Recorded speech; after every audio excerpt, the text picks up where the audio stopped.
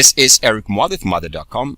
Pre-market action for May 8th, 2019 with about, again, like I said, about a 45 to 50 minute time frame before the market opens.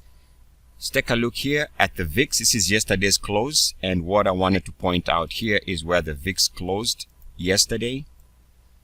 Ended the day with the RSI trading at about 68.58.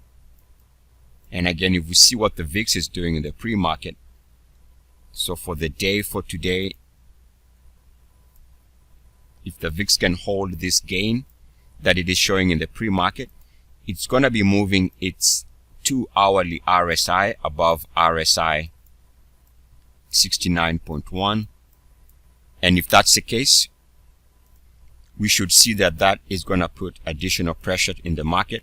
More than likely, a substantially big down day in the market as long as the VIX stays above the RSI level of 69.1.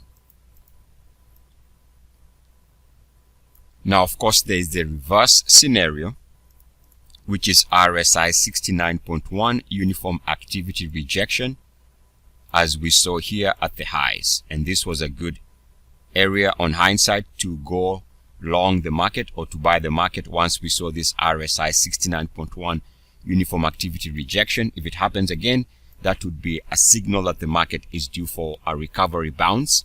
So we have two scenarios coming into today. Either we are going to hold above RSI 69.1 level, which would suggest a big down day for markets, or we end up having RSI 69.1 uniform activity rejection, just like we did here, and we end up having a reversal situation. Those are the things I would be watching for in the short term. Eric Muathe with Muathe.com. As always, good luck, peace, and blessed EVIX. Ay, ay, ay. Mwah. Yum, yum.